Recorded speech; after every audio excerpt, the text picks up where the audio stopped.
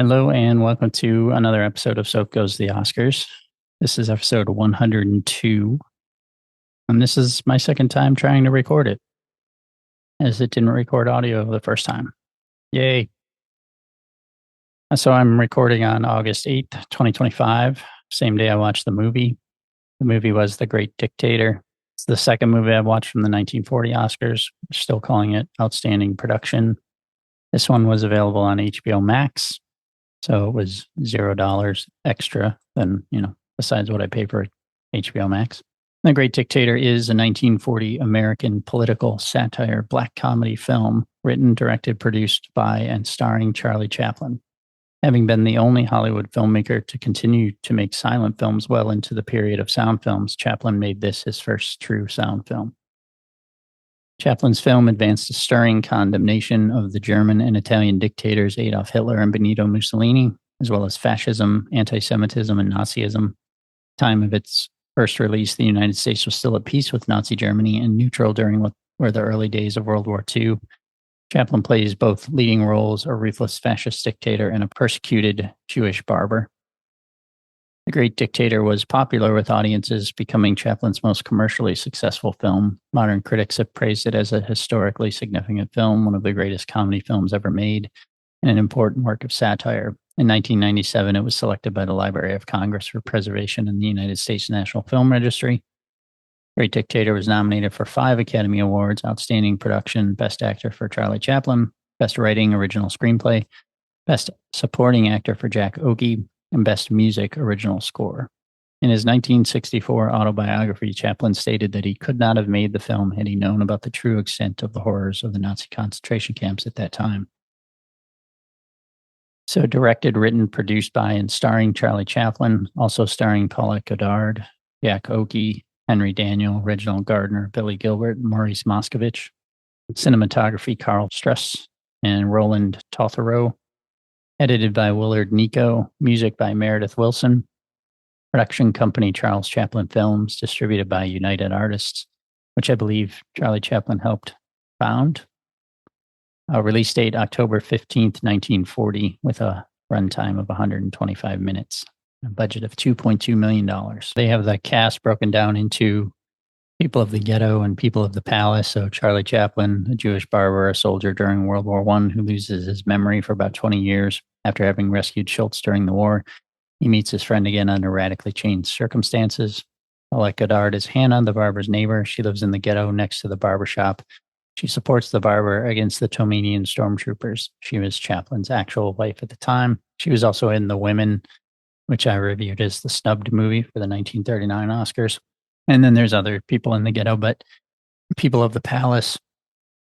Charlie Chaplin is Adenoid Hinkle, the dictator, or Phooey of Tomania, a parody of Adolf Hitler, the Führer of Nazi Germany.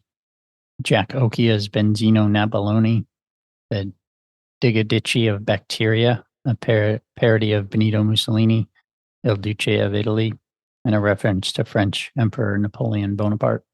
He was the one that was nominated for supporting actor, which is a bit surprising because not that he wasn't good, but it was a very small part. They have a lot in here on Wikipedia about production, music, reception, comparison of Chaplin's tramp character to the Jewish barber. In 2000, the American Film Institute ranked the film number 37 in its 100 Years, 100 Laughs list. The February 2020 issue of New York Magazine lists The Great Dictator as among the best movies that lost Best Picture at the Oscars. Film holds a 92% fresh rating on Rotten Tomatoes based on 48 reviews with an average rating of 8.9 out of 10. The Great Dictator influenced numerous directors such as Stanley Kubrick, Mel Brooks, Wes Anderson, and Chuck Jones, and inspired such films as The Dictator 2012, The Interview 2014, and Jojo Rabbit 2019. And you can see that. I think what was most apparent to me right away was that this was clearly an influence on Mel Brooks and the Zucker brothers and the Wayans brothers. And Zucker and Wayans probably, got a little bit from Mel Brooks, who got it from this, but wouldn't be surprised if Zuckers especially had also seen this and the Wayans too. So you can sort of see the lineage of that type of parody or satire. But definitely, you can see there was many jokes in this that were very silly, it would have been right at home in a Mel Brooks or Zucker or Wayans movie. So the final speech of the film has been sampled in more than 40 songs. Artists such as Coldplay and U2 have played the speech during live shows, and coffee company Lavazza used it in a television advertisement.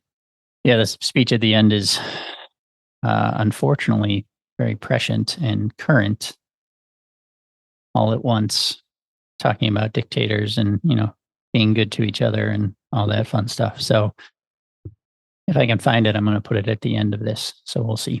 But yeah, I mean, obviously, this is a classic movie, and I gave it 5 stars on Letterboxd. The only kind of gripe I would have with it, and it's minor, is like with most movies, I think they're too long. And this one is just a little, like, it's 2 hours and 5 minutes. Probably could just be a little bit, like, there's a few moments they just, sometimes in these older comedies, they take a bit and they kind of, they beat it to death, kind of like an SNL skit. And there was a few moments like that where they kind of keep going with stuff that, maybe it could have been a little shorter. Sometimes things, as they go on longer, they kind of get funnier, and then sometimes they stop being funny, and sometimes they come back to being funny the longer they go. But that would be the only thing I'd say, is maybe a little bit shorter, a little bit tighter.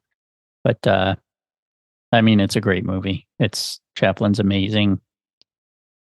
He was probably about my age. I'm 50, and he was probably, I think he was born in 1889, so he would have been 50 when this came out, about 50. So maybe he was 49 when he made it. But I mean, the stuff he's doing, dancing around and falling downstairs and stuff, like, good Lord, I can barely get out of bed. So, that stuff is all impressive. It's brilliant. It's funny. There was a lot of moments where I was laughing out loud. So man, just a good movie all around, but also so relevant. And, I think the biggest problem with, like, where we are now is time and distance from events like World War II. So, as we lose that generation that fought and lived through World War II, and we get further away from it, we forget about it.